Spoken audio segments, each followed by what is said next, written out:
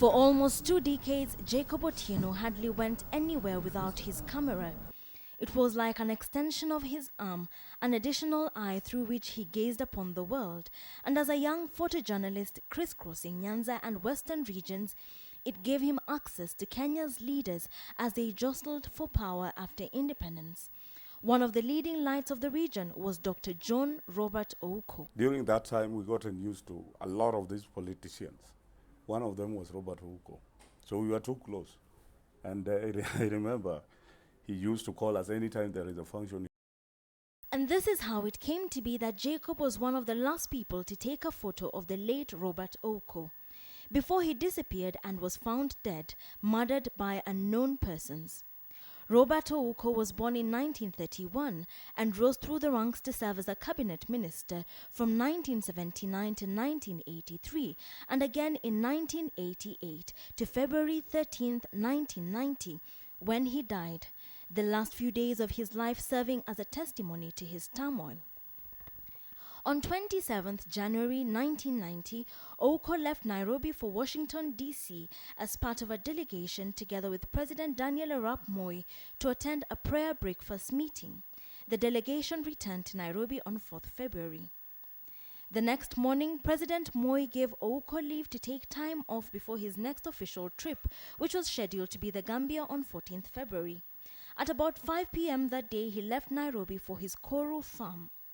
On the morning of Saturday, 10th February, Ouko traveled to the Imperial Hotel in Kisumu to attend a Rotary Club meeting where he was scheduled to give a speech. Jacob and other journalists were waiting for him. And so Ouko was called as the guest of honor in this particular function. And he came a little bit late in that function. And the journalists noted that Ouko seemed uneasy. As usual, the guest of honor, there is a way they receive him. He was received and he looked a little bit uneasy.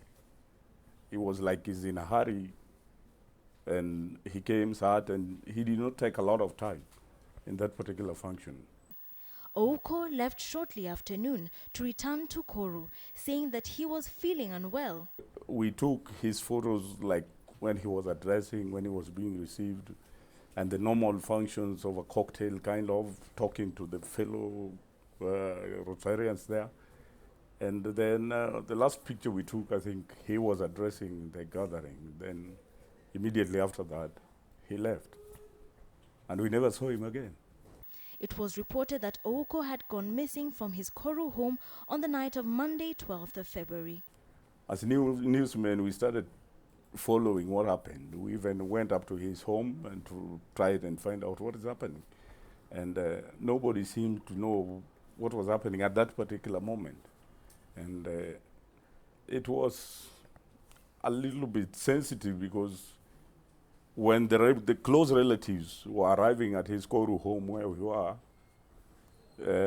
they came in with kind of tension, and I remember the sister, I can't remember her name well.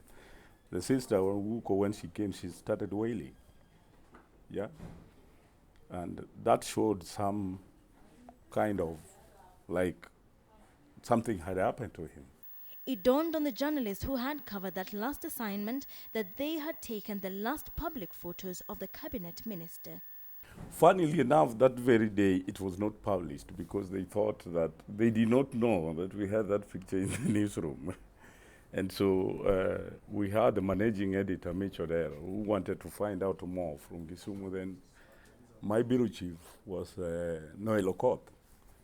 And so Noel told Mitchell there that, look, we were even in that function last night, and how come Ouko is not there?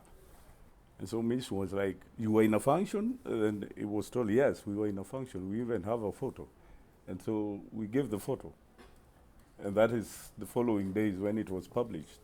On Friday, 16th February, the charred remains of the dead body of Robert Ouko were found. The remains were in a thicket near the Nyando River at the foot of Got Alila Hill, approximately 2.8 kilometers from the Koru farm. Over the years, several theories of his death would be proposed, while an initial police report said he had committed suicide. It was clear, though, that he had been shot, then burnt, but his killer was never caught, and all that now remains of that period is the memories and the last photo of the man at his prime. Wilkis Anyabwa for the 50-year series.